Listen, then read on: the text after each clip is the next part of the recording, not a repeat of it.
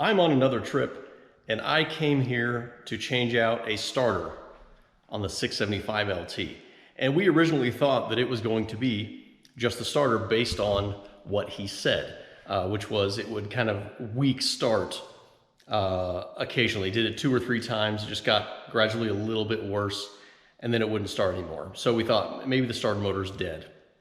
But upon taking the starter out, we found out we've got a bigger problem. So here's how we got here, step by step. First thing, we pulled power from the battery. So we're up here on the lift, we took all this stuff out, we disconnected the battery. We don't want to have power anywhere near the starter while you're doing this. Seems obvious, you'd be surprised how much it's not. So here's our starters, our replacement, and the one we pulled out. This is the one we pulled out. There's nothing visually wrong with it. Yeah, it's not something you could tell, but this is what the starter looks like. And I'm going to show you how we got to this point.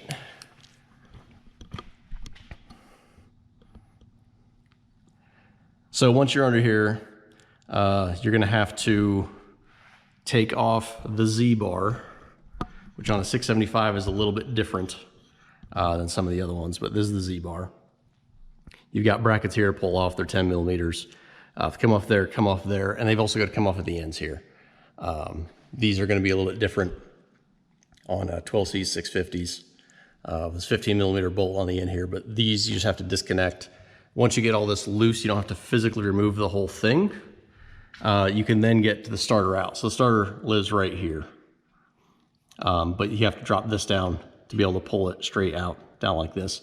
It's held in by bolt here to bolt here. There's a M6 hex bolt that is in there.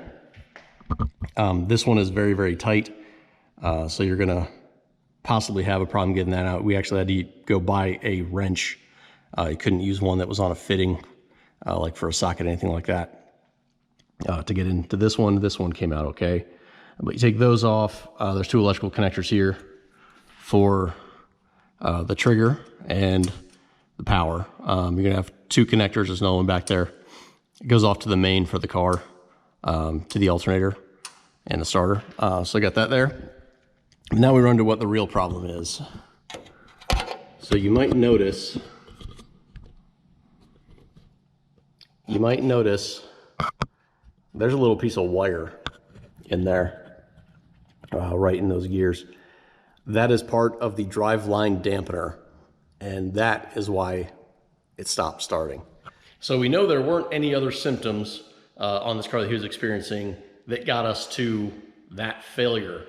But the way that you can tell if your driveline dampener or DLD may need replacing, they need replacement because the springs inside those break. When they break loose, then they get rumbled around. So you might hear a bunch of metal clanking sound, just metal on metal pinging, particularly when you start it. But you may hear it all the time, and it may just not get jammed up in there. That's going to be your first thing. Secondly, cold starts. Whenever you start it when it's cold, not necessarily temperature outside cold, but engine not warm, you may experience erratic revs, that kind of thing, where it's going up and down. You might get some pops and bangs and all dramatic. You may experience some of that. So that's going to be the first telltale in most cases that it's starting to go out, that it might cause a problem. Now, if you are experiencing that, it may not be the only thing. It's possible that you might have a coil pack or spark plug problem that needs replaced. So don't immediately jump to DLD if you have that, but that is one of those things that can happen. Additionally, if you have multiple misfires, so every cylinder is showing misfires, strong probability it's going to be that driveline dampener. If you are experiencing a bunch of misfires in all your cylinders, you may also want to check your engine oil level, because the cam phasers are dependent on that and adjusting your timing, and that can cause your misfires.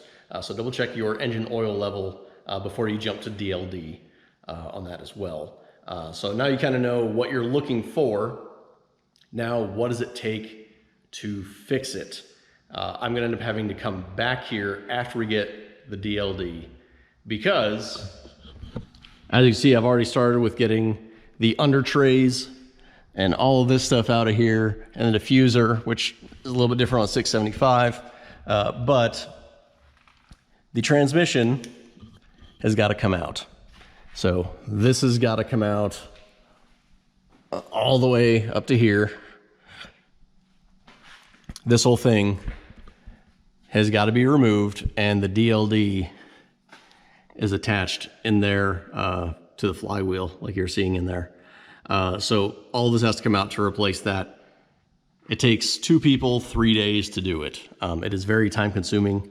So if you are experiencing any of these problems, look into addressing that quickly before you potentially also kill the starter. That's what we're finding is some people are kind of not really noticing what's going on there. And then when the starter ceases functionality, then they have to address it, and then they killed the starter because the DLD broke. So that's just another consideration. So I hope you found this informational. If you have any other questions about the DLD, replacing this, that kind of thing, I may do a video on the full replacement of that. If you suspect yours might be bad, we might be able to give you some insight, and we may be able to come on site to replace it for you, as we'll be doing on this one.